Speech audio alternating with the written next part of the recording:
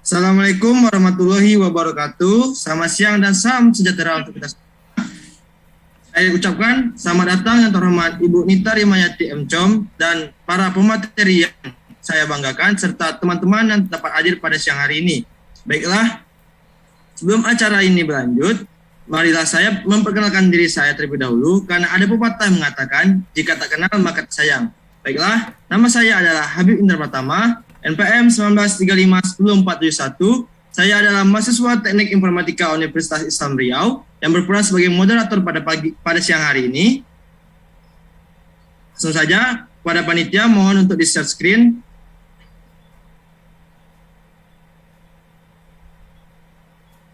Topik pada webinar pada siang hari ini adalah tentang IT Industry is the best for future, di mana ini merupakan mata Organic Soft Skill A dari kelompok 4.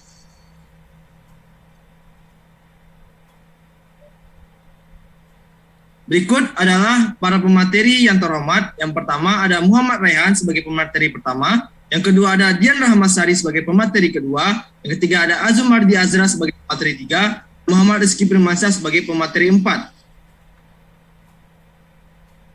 Di zaman digitalisasi ini banyak sekali hal yang bakal berubah. Apalagi setelah zaman 4.0 menuju ke zaman 5.0 di mana banyaknya semua pekerjaan akan digantikan oleh teknologi seperti di zaman sekarang sudah mulai digantikan dengan robot. Itu membuat semua hal itu bisa tergantikan di banyak lapangan pekerjaan yang bisa menjadikan orang menjadi pengangguran. Oleh sebab itulah, makalah topik ini diangkat sebagai IT Industry is the best for future. Kepada pemateri yang terhormat, saya persilahkan untuk dipresentasikan.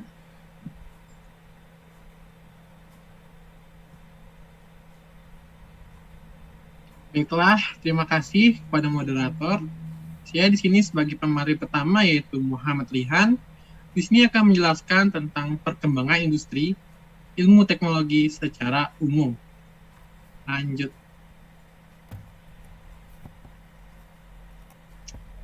Baiklah, pertama di sini adalah revolusi sebuah industri. Pasti teman-teman banyak sekali yang tidak tahu perkembangan industri. Bagaimana sih awal dari industri tersebut. Jadi, di sini saya akan menjelaskan tentang histori dari revolusi industri itu sendiri. Di mana ada industri 1.0, industri 2.0, industri 3.0, dan industri 4.0. Jadi, apa sih itu revolusi industri? Jadi, revolusi industri itu adalah suatu perubahan besar terhadap cara manusia dalam mengolah sumber daya dan memproduksi suatu barang atau jasa. Jadi di sini bisa dikatakan bahwa revolusi industri itu sendiri adalah sebuah masa di mana pekerjaan manusia di berbagai bidang mulai digantikan oleh mesin. Jadi revolusi industri ini sendiri dianggap sebagai peristiwa yang paling penting yang pernah terjadi dalam sejarah kemanusiaan sejak domestikasi hewan dan tumbuhan pada masa dahulu. Mengapa saya membahas revolusi industri? Karena teknologi di sini berperan penting dalam industri yang ada saat ini. Di mana mulai dari industri 3.0 akan sudah mulai teknologi dari teknologi tersebut. Namun ada baiknya kita mempelajari hal-hal yang sebelum di mana mulainya teknologi tersebut. Baiklah, di sini saya akan memulai dari yang pertama yaitu adalah industri 1.0. Jadi apa sih yang ada di dalam industri 1.0 ini? Jadi revolusi di 1.0 ini dimulai pada akhir di abad ke-18, di mana terjadinya peralihan dalam penggunaan tenaga kerja yang sebelumnya menggunakan tenaga hewan dan manusia, di mana kemudian digantikan oleh penggunaan mesin uap yang ditemukan oleh James Watt. Jadi mesin uap ini pertama kali ditemukan oleh sebuah orang yang bernama James Watt. Jadi periode awal ini dimulai dengan dilakukannya mekanisme terhadap industri tekstil, pengembangan teknik pembuatan besi, dan peningkatan penggunaan batu bara. Jadi di revolusi 1.0 ini sudah diberlakukannya bagaimana sih mekanisme dari teknik uap itu sendiri. Jadi untuk pertama kalinya itu di Inggris, mesin uap itu digunakan sebagai alat tenun mekanis pertama yang dapat meningkatkan produktivitas industri tekstil. Di mana peralatan kerjanya yang awalnya bergantung pada tenaga manusia dan hewan, dan akhirnya digantikan oleh mesin tersebut. Selain itu, mesin uap digunakan pada bidang transportasi. Transportasi internasional itu pada masa itu adalah transportasi laut yang masih menggunakan tenaga air. Dimana ya teman-teman tahu, kalau dahulu itu untuk berlayar, kita masih mengandalkan kekuatan angin. Jadi kalau tidak ada angin, kita tidak bisa berlayar. Jadi kita masih bergantung pada tenaga manusia untuk mendayung agar kita bisa sampai ke tujuan. Nah, tapi dalam revolusi industri 1.0 ini sudah digantikan oleh tenaga uap. Jadi penggunaan tenaga angin ini mulai berkurang semenjak James Watt menemukan mesin uap yang jauh lebih efisien dan murah dibandingkan dengan mesin uap sebelumnya. Jadi dengan mesin uap tersebut, kapal dapat berlayar selama 24 jam penuh jika mesin uap itu tetap didukung dengan kayu maupun batu bara yang cukup. Jadi dengan adanya revolusi 1.0 ini mulai berkembang, di mana kita bisa mendistribusikan suatu produk kemanapun. Namun dengan catatan, memiliki persediaan kayu dan batu baranya cukup agar mesin tenaga uap dapat bekerja. Pada era ini pula dimulainya penyimpanan lingkungan dan asap akibat dari pencemaran dari tenaga uap tersebut. Selanjutnya, di sini ada industri 2.0. Jadi revolusi industri ini ditandai dengan penemuan tenaga listrik. Jadi kan sebelumnya tuh tenaga otot nih. Pas di revolusi industri 1.0 memakai tenaga uap, di mana sekarang di industri 2.0 menggunakan tenaga listrik. Namun dalam revolusi industri ini terdapat beberapa kendala yang sangat berpengaruh dalam penyebaran suatu distribusi suatu produk maupun jasa, yaitu permasalahan dalam transportasi darat, di mana pas di industri 2.0 ini hanya terdapat kapal uap, namun untuk menggerakkan hasil dari kapal dari stasiun tersebut ke pelanggan masih menggunakan tenaga hewan, yaitu misalkan kuda dan gerobak. Jadi di akhir tahun 1080-an ini, mobil tuh mulai diproduksi secara massal. Jadi produksi secara massal ini disebut juga dengan mass production. Namun pada periode ini, untuk merakit banyak mobil, proses perakitannya itu harus dilakukan oleh banyak orang. Jadi akan memakan waktu yang sangat lama. Nah, di selanjutnya di dalam revolusi ini, terjadi terciptanya lini produksi atau disebutnya juga dengan assembly line yang menggunakan ban berjalan atau conveyor belt pada tahun 1913. Nah, pada hal ini pula mengakibatkan suatu proses produksi berubah total karena untuk menghasilkan suatu mobil tidak diperlukan banyak orang untuk merakit dari awal hingga akhir.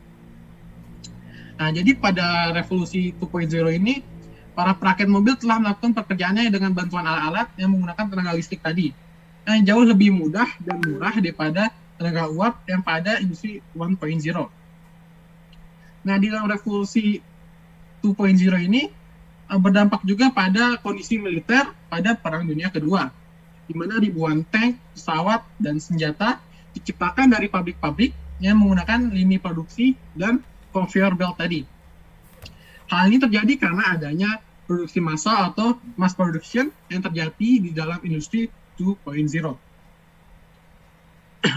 Selanjutnya yaitu revolusi industri 3.0.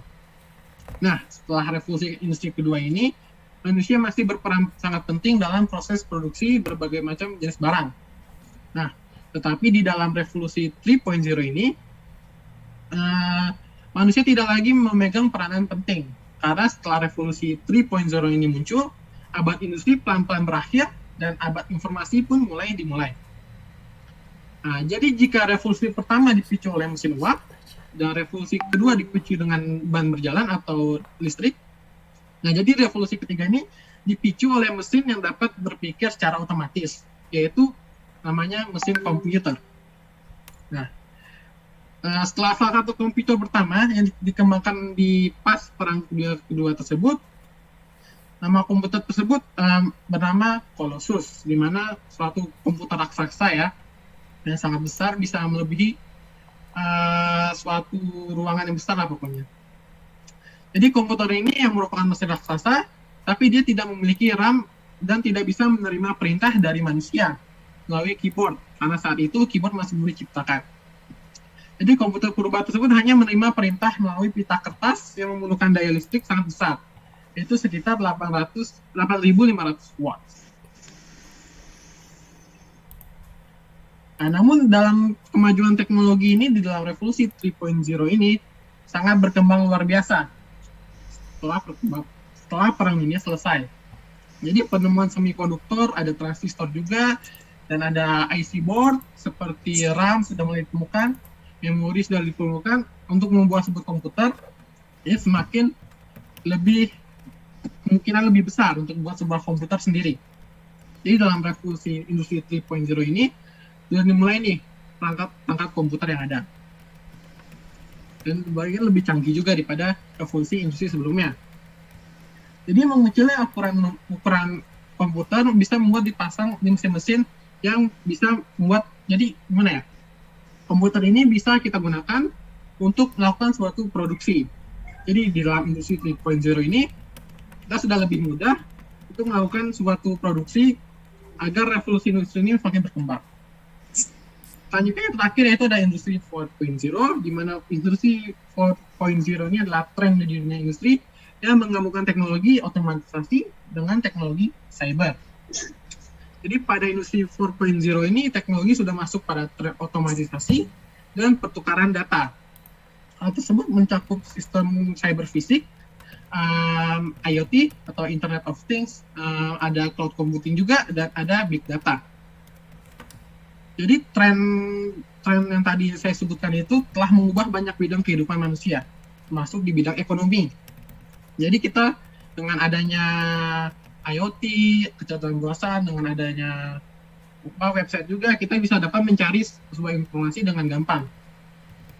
Jadi untuk lebih jelasnya nanti di industri 4.0 ini nanti akan dijelaskan oleh pemateri selanjutnya.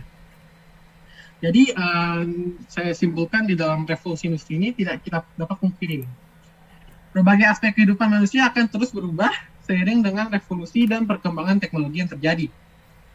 Memang perubahan seringkali diiringi banyak dampak negatif dan menimbulkan banyak masalah baru. Namun, perubahan dari revolusi industri ini bisa membawa masyarakat ke arah yang lebih baik. Baiklah, selanjutnya ke slide selanjutnya. Nah, sini ada timeline perkembangan industri dari teknologi informasi.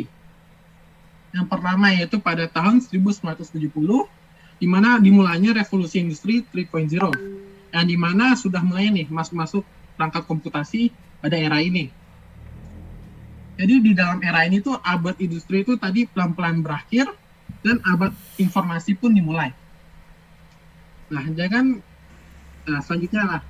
yaitu pada tahun 1975, di mana personal komputer pertama kali dibuat. Jadi personal komputer pertama kali dibuat tuh yaitu bernama Altair 8800. Ini merupakan perangkat personal komputer pertama, di mana hanya PC-nya saja, untuk layar sama keyboardnya masih belum ditemukan. Jadi komputer pertama kali ini dibuat oleh perusahaan bernama MITS yang dipimpin oleh Harry Edward Roberts. Jadi Altair 8800 ini memiliki performa yang cukup kuat dan didesain dengan sistem yang lebih maju. Jadi dapat memungkinkan untuk menggunakan aplikasi pada zaman itu. Yang selanjutnya pada tahun 1985, di mana dengan sistem operasi dengan GUI atau Graphic User Interface sudah mulai ditemukan. Di mana sistem operasi tersebut yang pertama kali yang keluar itu adalah Macintosh pada tahun 1984, dan selanjutnya dilanjutkan oleh Windows pada tahun 1985. Jadi Windows ini dikembangkan oleh founder-nya yang bernama Bill Gates pada tahun 1985, yang dimana dia telah membuat grafik user interface pertama kali yang bernama Windows 1. Selanjutnya Macintosh tadi yang saya sebutkan pada tahun 1984, di mana nama produsernya itu dari Apple. Selanjutnya pada tahun 1991, di mana teknologi internet sudah masuk, di mana namanya World Wide Web, atau bisa kita sebut dengan website. Jadi teman-teman sudah mulai tahu mana website ini pasti sering kita pakai di kehidupan sehari-hari. Jadi website ini ditemukan pada tahun 1941, yang dimana ditemukan oleh nama suatu tim yang nama tim Berners-Lee di bawah naungan perusahaan yang bernama CERN pada tahun 1991. Jadi www ini berisi halaman web, gambar, video, dan konten online yang kita bisa akses di dalam browser web. Jadi kita dengan ada web ini, kita bisa dapat mencari informasi dengan mudah. Selanjutnya pada tahun 1995 dan 1998, di mana search engine seperti Yahoo dan Google sudah mulai dimunculkan. Nah, jadi dengan adanya search engine ini, kita jadi dapat lebih mudah lagi. Kita hanya dengan mengetikkan sesuatu yang ingin kita cari, kita bisa mendapatkan informasi yang kita inginkan. Selanjutnya pada tahun 2002 dan tahun 2005, di mana era sosial media sudah mulai muncul, di mana ada Friendster, MySpace, dan Facebook. Ketiga sosial media tersebut merupakan sosial media pertama yang mulai pada era ini, di mana kita sudah bisa dapat berinteraksi dengan orang lain dengan komunikasi jarak jauh menggunakan sosial media. Yang terakhir di era smartphone, itu tahun 2008, di mana ada smartphone iOS dan Android. Yang biasa kita gunakan dalam kehidupan sehari-hari. Di mana dengan ada smartphone ini membuat pekerjaan kita lebih mudah. Baik, sekian dari saya. Selanjutnya akan dilanjutkan oleh pemateri kedua, yaitu Dian Ramasari. Untuk Dian Ramasari, dipersilahkan. Baiklah, terima kasih kepada pemateri pertama Muhammad Rehan. Nah, di sini saya sebagai pemateri kedua, kita akan membahas tentang industri 4.0. Lanjut. Nah, istilah industri 4.0 itu pertama kali digemakan pada Hannover Fair 4-8 April 2011 oleh pemerintah Jerman, di mana untuk memajukan bidang industri ke tingkat selanjutnya dengan bantuan teknologi. Dan mengutip dari laman Forbes, revolusi industri generasi keempat bisa diartikan sebagai adanya ikut campur sebuah sistem cerdas dan otomasi dalam industri. Hal ini digerakkan oleh data melalui teknologi machine learning dan AI. Secara singkat, industri 4.0, pelaku industri membiarkan komputer saling terhubung dan berkomunikasi satu sama lain untuk akhirnya membuat keputusan tanpa keterlibatan manusia. Kombinasi dari sistem fisik cyber, Internet of Things, dan Internet of System membuat industri 4.0 menjadi mungkin, serta menjadi pabrik pintar menjadi kenyataan. Lanjut. Ada beberapa hal yang akan kita bahas di industri 4.0 ini. Yang pertama, Internet of Things, Big Data, Artificial Intelligence, dan Cloud Computing. Lanjut. Nah, yang pertama kita akan membahas tentang Internet of Things. Pilar pertama adalah Internet of Things atau bisa disingkat sebagai IoT. Pilar ini diartikan sebagai sistem yang memanfaatkan perangkat komputasi, mekanisme, dan mesin digital secara bersamaan. Jadi ketiga komponen tersebut itu saling berhubungan. Dalam menjalankan fungsinya, diperlukan komunikasi data dalam jaringan internet, sehingga fungsinya tersebut tidak membutuhkan interaksi antar manusia atau interaksi antar manusia dengan komputer. Lalu, IoT ini memiliki 4 komponen, yaitu perangkat sensor, konektivitas, pemrosesan data, dan antarmuka pengguna. Misalnya, aplikasi IoT Indonesia seperti Goes untuk bike sharing, Advisory untuk pemberian pakan ikan, Hara untuk pangan dan pertanian, dan Clue untuk smart city. Lanjut. Nah, IoT juga dapat diartikan secara simpel, yaitu alat elektronik, sensor, mesin, ataupun benda dalam kehidupan sehari-hari seperti smartphone, laptop, lampu, AC yang terkoneksi dengan internet. Contohnya smart home, smart lamp, smart AC, IR remote blaster, dan lainnya. Apa yang membuat smartphone dan device-device lainnya dapat melakukan suatu perintah hanya menggunakan suara ataupun berjalan secara otomatis setelah melakukan setting pada smart home apps? Jawabannya adalah data. Dengan adanya data, maka perlu ada arsitektur IoT yang mengatur kemana data akan dikirim, format apa yang digunakan, dan bagaimana hal itu dikirim dan diproses. Lanjut. Nah, hal yang kedua akan kita bahas adalah Big Data. Pilar selanjutnya adalah Big Data. Istilah ini menggambarkan volume data yang besar, baik terstruktur maupun tidak. Big Data adalah kumpulan dari proses yang terdiri dari volume data dengan kapasitas yang besar dan dapat menampung data terstruktur dan tidak terstruktur. Di mana Big Data ini ada 3 definisi yang mempresentasikannya. Yang pertama ada volume, kapasitas, velocity, kecepatan, dan variety, variasi. Lanjut. Dan Big Data memiliki beberapa fungsi dan manfaat terkait dengan kebutuhan penyimpanan data yang besar dengan proses pembacaan data lebih cepat dan efisien. Selain itu, Big Data tidak merujuk pada jumlah data yang besar, melainkan lebih kepada apa yang dilakukan oleh organisasi terhadap banyaknya data tersebut. Nah, dengan Big Data, organisasi menganalisis untuk mengambil keputusan dan strategi bisnis yang baik. Contoh penyedia layanan Big Data di Indonesia ada Warung Data, Databot, Pakwes Platform, dan Sonar Platform. Slide selanjutnya.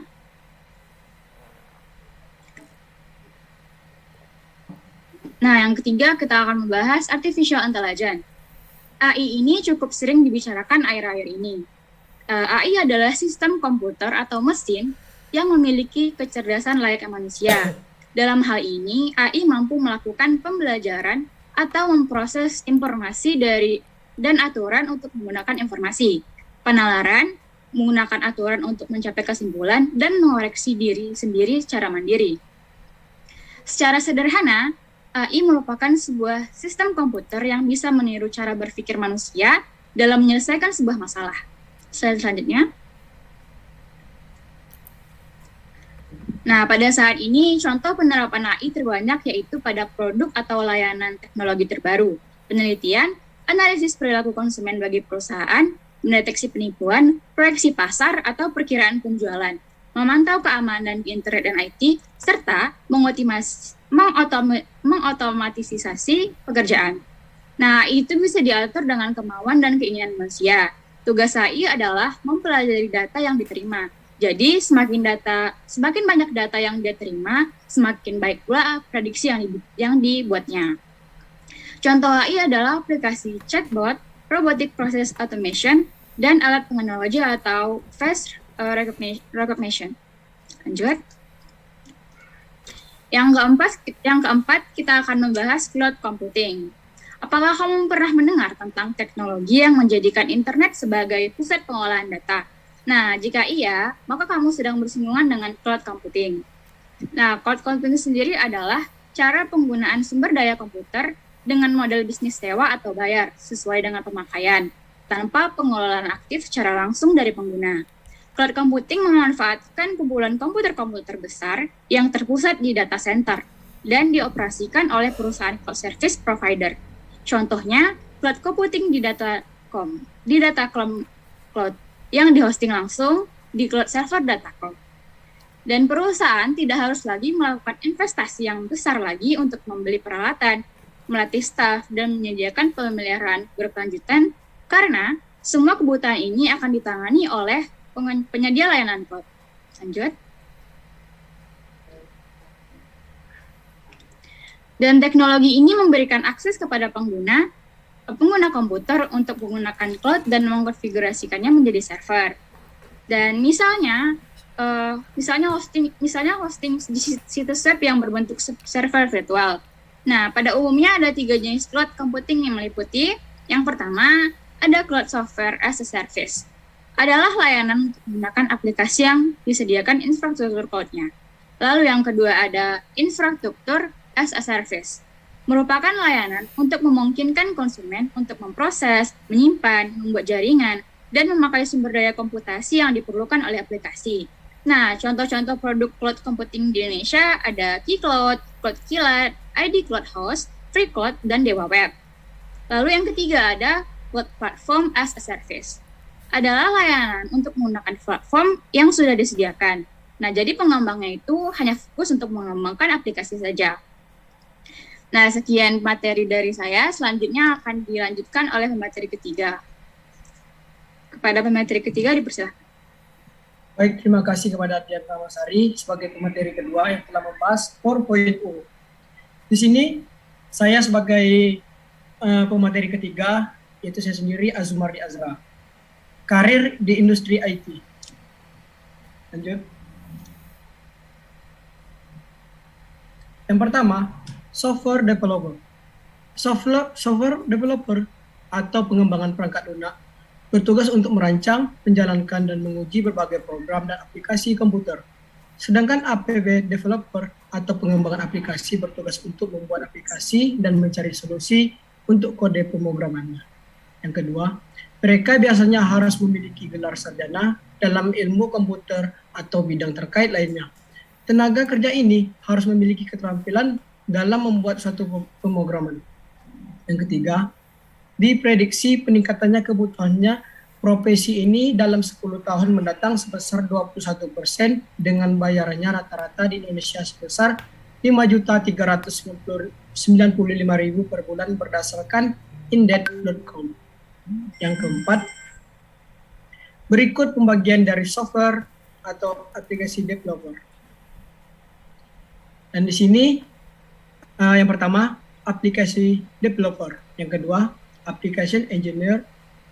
Selanjutnya, software developer, computer programmer, Java developer, junior software engineer, net developer, programmer analyst, senior application engineer, senior programmer, senior program analyst, senior software engineer, senior system architect, senior system designer, senior system software engineer, software architect, software engineer, software quality assurance analyst, system architect, system software engineer.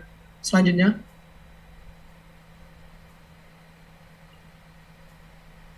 nah, materi selanjutnya yang kedua adalah web developer. Web developer merupakan salah satu bidang IT yang bertugas untuk mendesain, membuat, memodifikasi sebuah website. Mereka bertanggung jawab untuk memelihara situs web agar stabil dan ramah bagi pengguna. Beberapa jabatan terkadang membutuhkan gelar sarjana dan ada juga jabatan yang tidak membutuhkan sarjana, biasanya berada di bagian teknis HTML, JavaScript, atau SQL. Dari 215 data terkait web developer dari situs indeed.com, rata-rata gaji di bidang itu sebesar 4.845.000 per bulan. Poin kedua, berikut beberapa jalur yang bisa ambil dari web developer. Poin pertama, front end developer. Kedua, back end developer. Yang ketiga, senior web administrator. 4, senior web developer. 5, web administrator. 6, web developer. 7, webmaster. Selanjutnya, poin ketiga adalah database administrator. Database administrator bertugas untuk mendesain, memelihara, dan memperbaiki database organisasi. Mereka juga bertugas untuk membuat susunan tertentu supaya pengguna data mudah untuk mengakses. Untuk mengerjakan tugas, seseorang database administrator sebaiknya familiar dengan bahasa yang sering digunakan untuk manipulasi dan memahami prinsip desain database. Tidak semua pekerjaan IT harus berhadapan dengan komputer. Seorang database administrasi akan lebih banyak kesempatan untuk bekerja dengan banyak orang atau banyak proyek. Tantangannya dihadapi seorang database administrator adalah harus menjaga supaya database tidak rusak. Melalui data yang diberikan oleh situs indeed.com, di bidang ini memiliki rata-rata gaji sebesar 5.385.000 per bulan. Poin kedua, berikut merupakan beberapa contoh job title yang ada di database administrator. Poin pertama, Data Center Support Specialist. Kedua, Data Quality Manager. 3, Database Administrator. 4, Senior Database Administrator. Selanjutnya, poin keempat adalah Cloud Computing Engineer. Cloud Computing Engineer adalah salah satu bidang kerja di IT bertugas untuk menentukan, merancang, membangun, dan memelihara sistem. Mereka biasanya menawarkan solusi yang memanfaatkan sistem infrastruktur dan dikelola oleh penyedia cloud, seperti Amazon Web Service dan Microsoft Azure. Melalui informasi yang diberikan oleh kumpulan.com, rank gaji profesi ini sebesar kisaran 9.831.000 per bulan. Poin kedua, di bidang ini terbagi menjadi 7 jabatan. Yang pertama, Cloud Architect. Yang kedua, Cloud Konsultan. Yang ketiga, Cloud Product dan Manager. 4, Cloud Service Developer. 5, Cloud System Administrator. 6, Cloud System Engineer. 7, Cloud Software dan Network Engineer. Lanjut.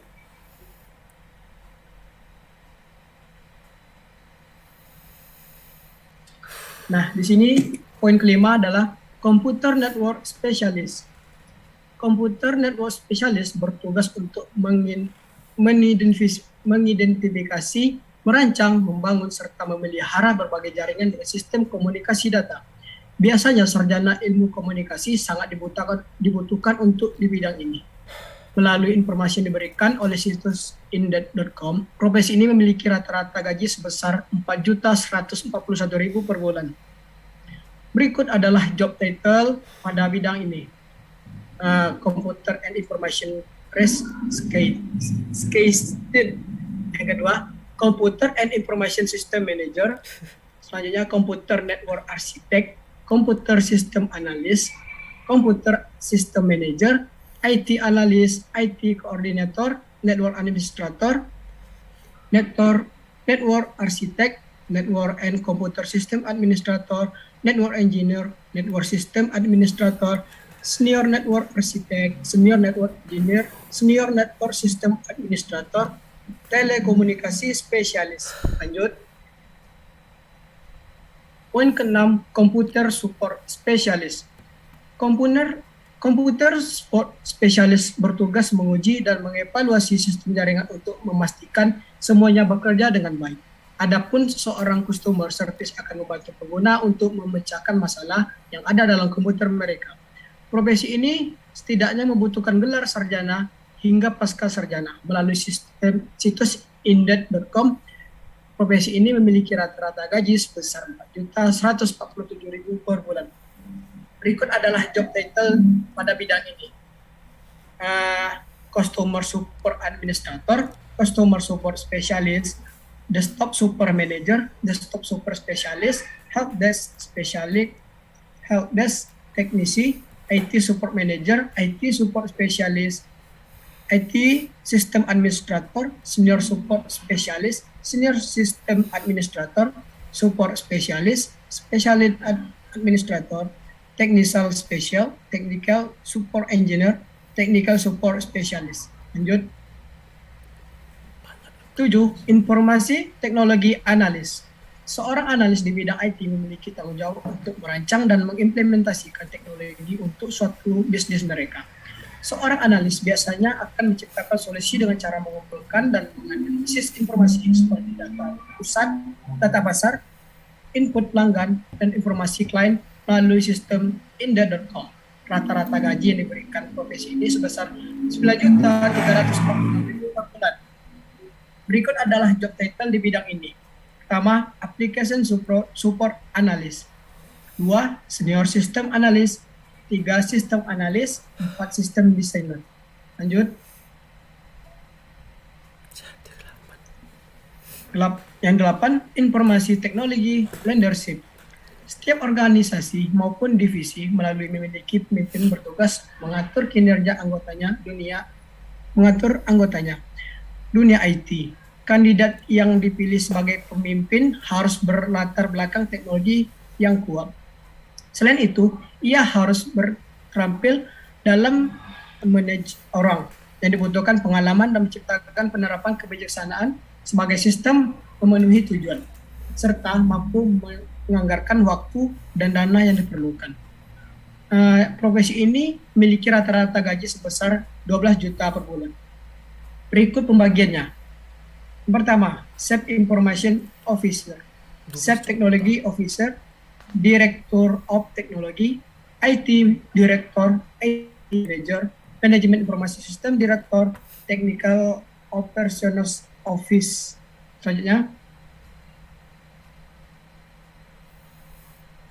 Selanjutnya akan dibacakan oleh Muhammad Rizky Firmansyah sebagai pemateri keempat. Kepada Rizky, saya persilahkan. Baik, terima kasih dari pemateri ketiga Azumardi Azrah. Selanjutnya saya pemateri keempat Muhammad Rizky Firmansyah akan menemani kalian semua. Saya pemateri keempat akan membacakan tren industri IT 2022. Lanjut. Nah, prediksi tren industri IT 2022. Untuk tren spesifik yang kemungkinan berdampak besar pada tahun 2022 ada 5 ya. Yang pertama ada optimasi 5G. 5G menggiring kita pada dunia yang sepenuhnya digital dan saling terhubung. Kita telah melihat banyak uji coba baru pada peningkatan jumlah peluncuran komersial selama 2 tahun terakhir. Selain itu, kita juga bisa melihat 5G diadopsi di berbagai industri, mulai dari manufaktur hingga perawatan kesehatan. Dengan output yang tinggi dan latensi yang sangat rendah, 5G dapat mengakses banyak area bernilai tinggi seperti kontrol robotik 3D, pemantauan realitas virtual, dan kontrol medis jarak jauh, yang tidak dapat dilakukan oleh teknologi sebelumnya. 5G mendefinisikan ulang dan mempercepat industri seperti otomotif, hiburan, komputasi, dan manufaktur. Kemudian pada akhirnya akan mengubah cara kita bekerja dan juga hidup. Kemudian yang kedua, digitalisasi, datafikasi, dan virtualisasi. Virtualisasi kantor dan tempat kerja kita pada tahun 2020 atau 2021 sudah mulai menjadi hal biasa karena pengaturan kerja jarak jauh diterapkan dengan cepat. Percepatan ini didorong oleh krisis dari tren jangka panjang. Pada tahun 2022, kita akan lebih mengenal konsep metaverse. Dunia digital persisteman yang dibuat berdampingan dengan dunia fisik tempat kita tinggal. Seiring percepatan digitalisasi, metaverse ini akan lebih akurat memodelkan dan mensimulasikan dunia nyata. Memungkinkan kita untuk memiliki pengalaman yang lebih komprehensif di dunia digital. Kemudian yang ketiga, berkonsentrasi pada standar kualitas perangkat lunak. Fokus pada kualitas untuk menjadi tren 2022. Solusi untuk perangkat lunak akan diintegrasikan ke dalam kehidupan kita sehari-hari. Juga pada sebagian besar barang dan peralatan yang kita gunakan. Akibatnya, perangkat lunak harus memenuhi standar kualitas industri manufaktur otomotif tertentu. Kemudian yang keempat, teleworking. Teleworking akan terus tumbuh pada tahun 2022.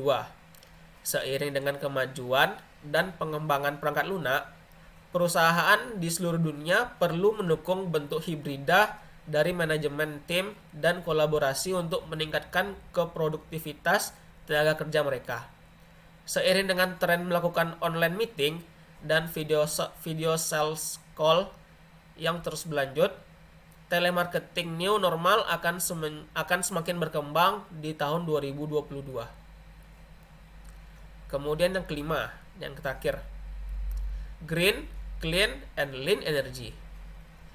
Energi terbarukan adalah salah satu jenis energi yang mengalami peningkatan penggunaan selama pandemi. Ketika industri tutup dan orang-orang tinggal di rumah, konsumsi energi tak terbarukan global menurun, menghasilkan pengurangan emisi sebesar 8%. Akibatnya, investasi dalam pembangkitan energi terbarukan diprediksi akan meningkat di tahun-tahun mendatang. Menurut Badan Energi Internasional, 40% lebih banyak energi terbarukan dihasilkan dan dapat digunakan pada tahun 2020 dibanding tahun sebelumnya. Dan tren ini dapat diperkirakan akan berlanjut hingga tahun 2022. Secara keseluruhan, biaya untuk menghasilkan energi ini terbarukan dari berbagai sumber, seperti angin darat dan lepas pantai, matahari, dan pasang surut telah menurun 7 hingga 16%. Ini akan sangat bermanfaat bagi negara dan bisnis yang berusaha memenuhi target emisi menjadi netral karbon dan bahkan negatif karbon. Baiklah, sekian dari materi saya. Saya kembalikan kepada moderator.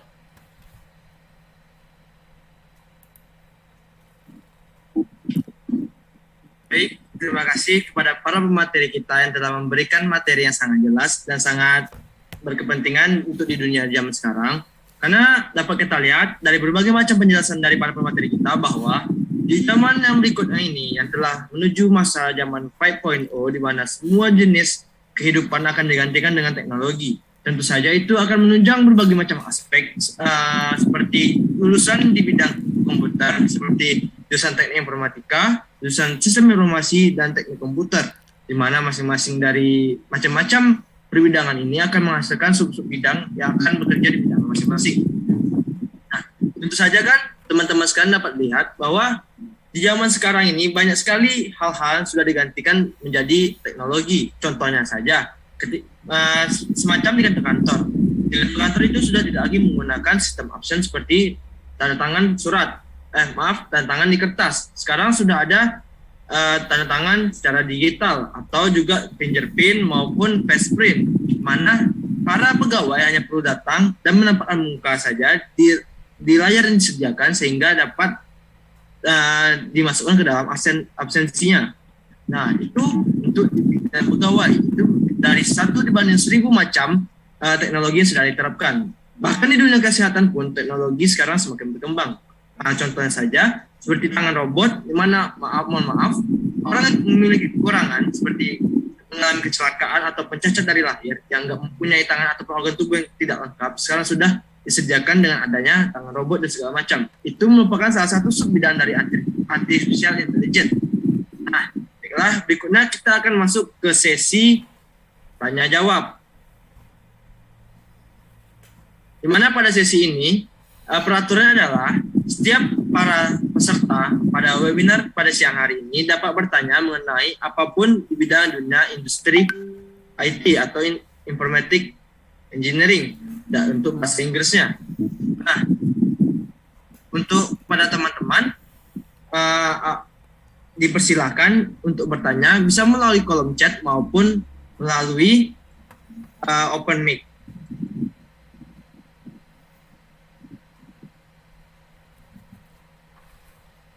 Ya, tentu kan pemateri. Ya, dipersilakan dengan siapa? Kenalkan, nama saya Relina Tiurma Simanjuntak, 1935-1074 dari kelas 5E. Mau bertanya, apa tujuan kelompok ini mengambil judul ini? Mengapa mengambil judul ini? Sekian dari pertanyaan saya. Baik, terima kasih Rahel Tiurma Simanjuntak atas pertanyaannya.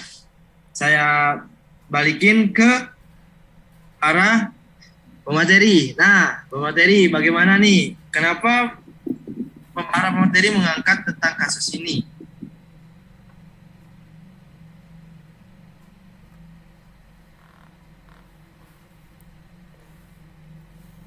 Baiklah, di sini saya sebagai pemateri 1 akan mencoba menjawab dari pertanyaan dari saudari Rahelina Tiurma Simanjuntak, di mana apa alasan kami mengambil judul judul webinar ini. Alasan kami mengambil judul ini, di mana kami untuk memperkenalkan kepada teman-teman semua bagaimana sih dari teknologi industri itu sendiri. Yang pertama. Yang kedua, kami ingin memperkenalkan kepada teman-teman sekalian bagaimana sih ada apa sih di industri 4.0 ini, yang dimana industri 4.0 ini merupakan industri teknologi yang sedang kita jalani saat ini. Dari tahun 1991 tadi yang saya jelaskan hingga saat ini, di mana kita sedang berlangsungnya dari industri 4.0. Yang ketiga, kami ingin membagi pada kalian teman-teman sekalian apa aja sih karir di bidang teknologi industri itu sendiri. Memang tadi kami sudah menjelaskan ada bagaimana sih karirnya, ada apa aja gitu, karir di dalam bidang IT. Jadi ada pemrograman web, ada IT support, ada software engineer, dan lain-lain. Yang terakhir, kami ingin beritahu kepada teman sekalian, di tahun 2022 ini ada tren apa aja sih di dalam teknologi itu sendiri. Nah, jadi intinya kami ingin memperkenalkan bagaimana sih industri teknologi kepada teman-teman sekalian. Sekian dari penjelasan saya, mungkin dari pemateri lain ingin menambahkan. Ya, saya ingin menambahkan dari jawaban dari pemateri 1, Muhammad Rehan. Ya, menurut saya alasan kami memilih judul ini juga, kami juga ingin memberitahu kepada kalian kalau di tahun 2022 juga akan ada yang namanya metaverse itu ya, yang sangat berpengaruh pada dunia. Jadi sangatlah rugi bagi kita kalau kita tidak mengetahui metaverse dan juga apa saja yang sangat diperlukan pada tahun 2022. Ya, terima kasih, itu saja tambahan dari saya. Mungkin saya kembalikan ke moderator. Baik, sudah cukup jelas ya pernyataan dari para pemateri kita bahwa alasan mereka mengangkat kasus ini adalah karena di zaman berikutnya itu semuanya itu bakal digantikan dengan teknologi. Bisa disimpulkan seperti berikut ya, para pemateri.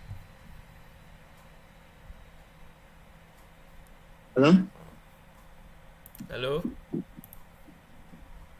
Dapat disimpulkan demikian kan para pemateri bahwa di zaman berikutnya semuanya akan digantikan dengan teknologi, yang dimana tentu saja untuk golongan usia di usia kita, yaitu golongan Z dan para golongan milenium, untuk pandai mengantisipasi dan bersedia dalam menghadapi perubahan zaman ini, karena tentu saja itu akan membuat berbagai macam lapangan pekerjaan akan semakin tipis. Nah, itulah yang menjadi dampak spesifikasi dari perkembangan zaman semakin cepat, di mana perkembangan dari zaman 4.0 itu aja sudah sangat cepat.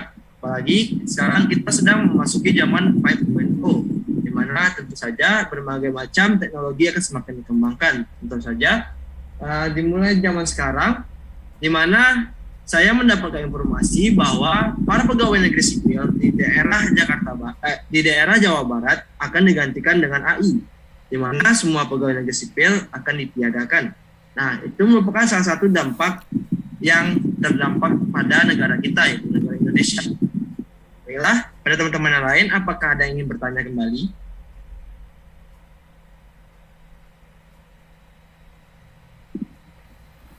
Nah, bagaimana nih para pemateri? Mungkin teman-teman yang lain masih bingung mau nanya apa. Gimana sih sikap atau tindakan kita dalam mengantisipasi terjadinya hal seperti itu, di mana lapangan kerja semakin dikit dan semua lapangan pekerjaan akan digantikan dengan artificial intelligence, yang membuat tentu saja kita, apalagi seperti jurusan kita, jurusan IT atau informatic engineering dan berbagai macam jurusan lain, akan semakin menipis peminatnya. Nah, bagaimana menurut para pemateri dalam menanggapi siasat tersebut?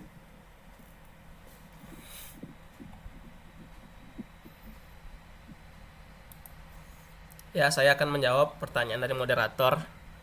Ya, bagaimana di masa depan jika manusia tidak dapat lapangan pekerjaan gitu ya, moderator?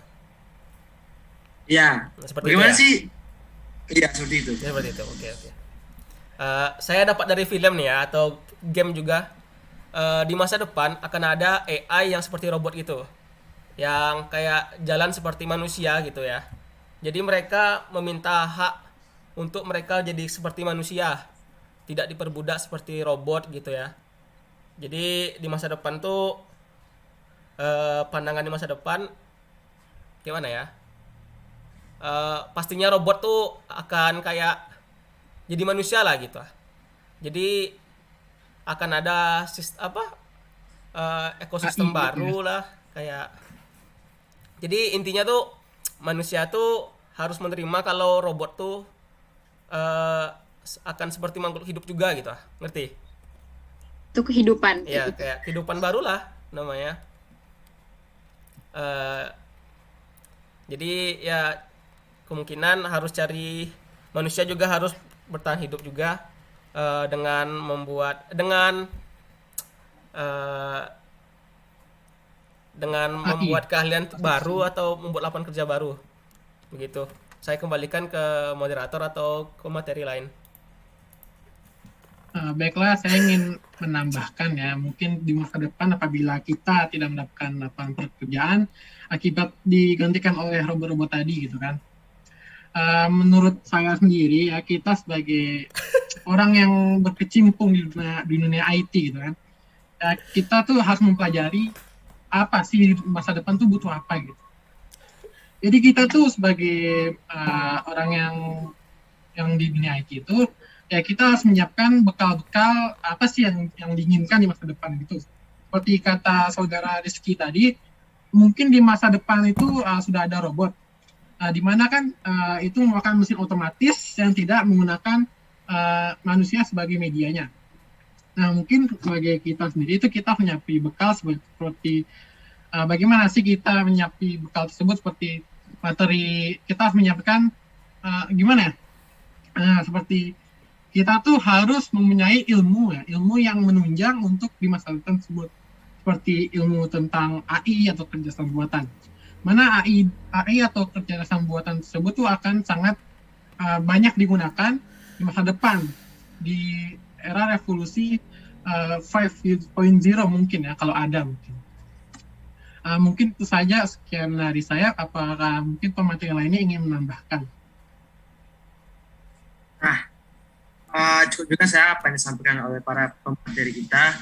Saya ingin kembali kepada teman-teman untuk yang ingin bertanya dipersilakan bisa melalui dengan open mic maupun dengan menyatakan dirinya pada kolom chat. Dan saya ingat kembali jangan lupa untuk mendownload background yang telah disediakan oleh para panitia di kolom chat agar harap digunakan pada saat webinar ini.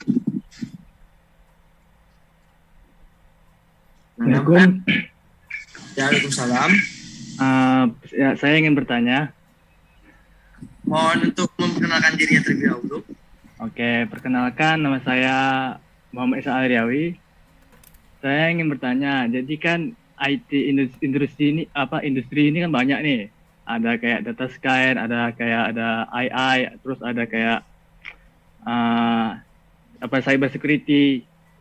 Pertanyaannya itu yang di masa depan teknologi mana yang memiliki masa depan terbaik di bidang IT nanti?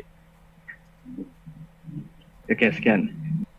Baik, terima kasih kepada Muhammad Ihsan Alriawi. Saya kembalikan kepada para pemateri, dipersilakan untuk menjawab pertanyaan. Mungkin sini saya akan menjawab dari pertanyaan saudara Muhammad Ihsan Alriawi. Bagaimana sih di masa depan itu ya? Apakah yang paling penting di antara AI tadi, cyber security, atau yang ada di industri 4.0 tadi kan? Untuk menurut saya sendiri sih yang paling akan berguna ya, menurut saya sendiri itu adalah dari industri AI atau artificial intelligence. Soalnya mungkin di dalam era industri selanjutnya yaitu industri 5.0, di mana kita akan menggunakan robot seperti untuk media perantara suatu industri. Seperti contohnya ada robot untuk mengatur jalan misalkan, atau robot otomatis dalam sebuah restoran. Misalnya kita ingin memesan sesuatu, kita tinggal mengklik apa yang kita pesan gitu kan. Nanti otomatis robot tersebut akan menyampaikan pesanan ke juru masak, seperti itu.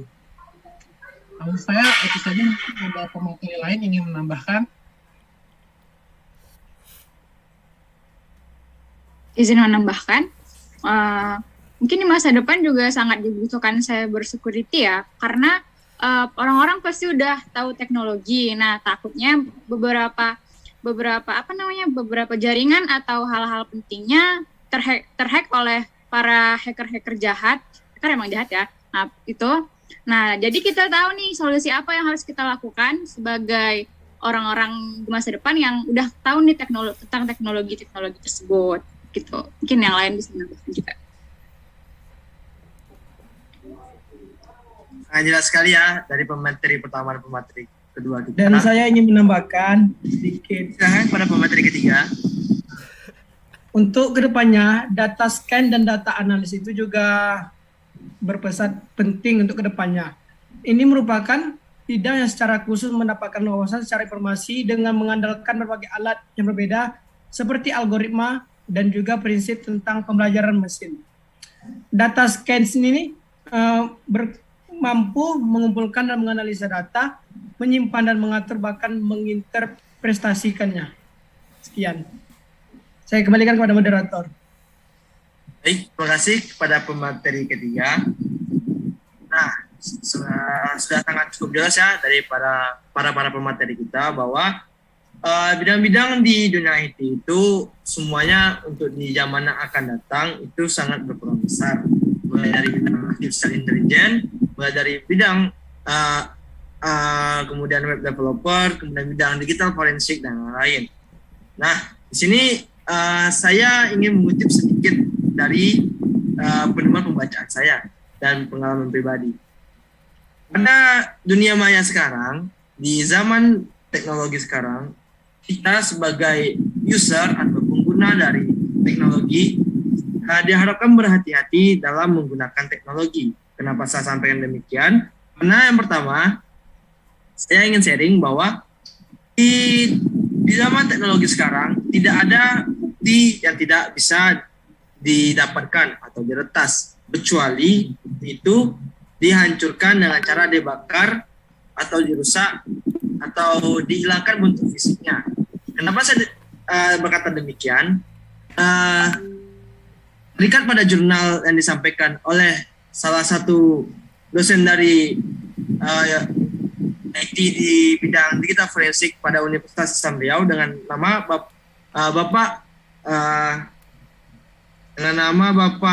namanya siapa ya Bapak? Oh ya, nama Bapaknya Rizky Akbar Ramadan, MKom CHFI. Di mana beliau merupakan seorang dosen yang bergerak di bidang di bidang digital forensik, di mana telah dilakukan penelitian bahwa segala macam data yang telah dihapus maupun yang telah di-delete di teknologinya, maksudnya di dalam software ya, tidak dalam bentuk fisiknya. Bentuk fisik itu berupa handphone, berupa flash disk, berupa hard disk yang bisa dipegang oleh manusia. Jika bentuk fisiknya tersebut tidak dihancurkan dan masih meninggalkan bentuk softwarenya, maka data itu tidak akan pernah terhapus. Di mana segala macam data itu bisa dienkripsi atau direcovery kembali oleh orang-orang yang ahli di bidangnya. Nggak kemungkinan juga sih segala macam nanti dunia sekarang semua orang akan ahli di bidang IT. Contohnya saja di perkuliahan perpajakan itu sudah banyak yang menggunakan untuk belajar pengkodingan. Bahkan di Universitas Gadjah Mada sendiri, dosen di jurusan di Fakultas FKIP, jurusan matematika, itu sudah bisa menggunakan codingan.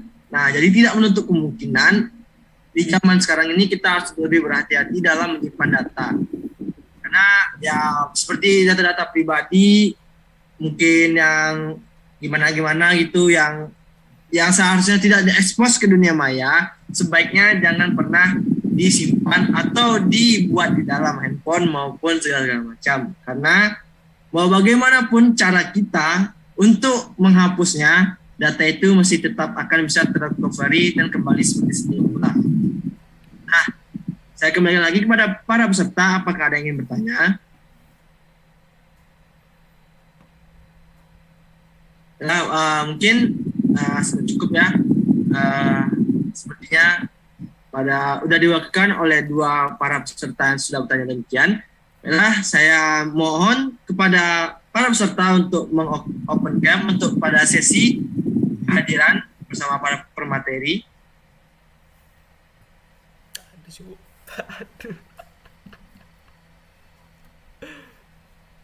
Saya sampaikan kembali kepada para peserta, harap untuk open cam untuk mengambil sesi foto bersama dengan para pemateri.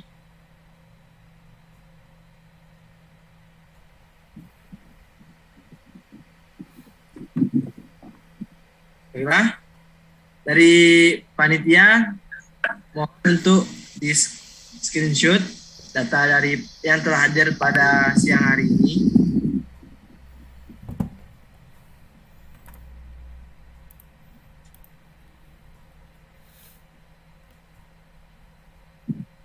Nah, saya ucapkan terima kasih yang sebesar-besarnya kepada para peserta yang telah hadir. Baiklah, sebelum acara ini berakhir, izinkan saya untuk memutarkan suatu mars kebanggaan dari para mahasiswa seluruh Indonesia yang akan menutup pada perjumpaan kita kali ini.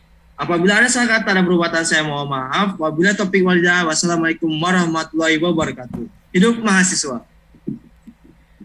Salam.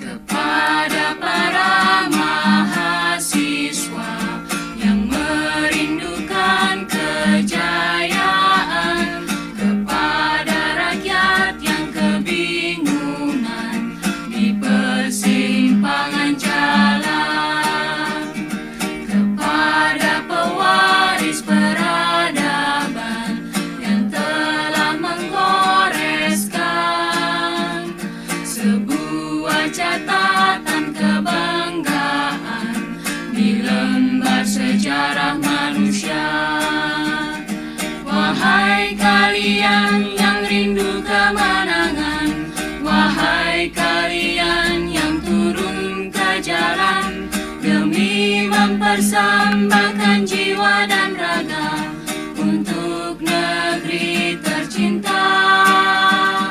Wahai kalian yang rindu kemenangan, wahai kalian yang turun ke jalan demi mempersembahkan jiwa dan raga untuk negeri tercinta.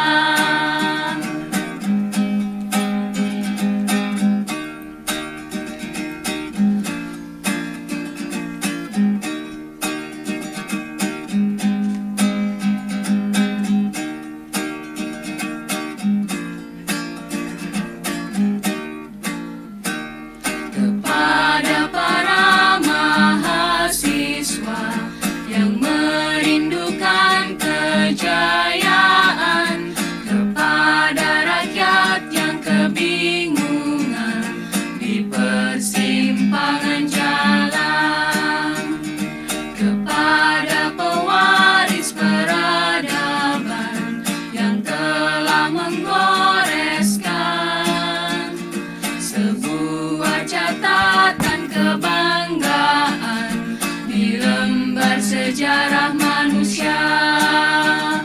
Wahai kalian yang rindu kemenangan, Terima kasih kepada para wahai hadir. kalian Akan acara telah selesai dan para peserta dapat meninggalkan ruangan Zoom pada mempersembahkan mendengarkan jiwa dan raga untuk negeri tercinta. Wahai kalian yang rindu kemenangan, wahai kalian yang turun ke jalan demi mempersembahkan jiwa dan raga cinta.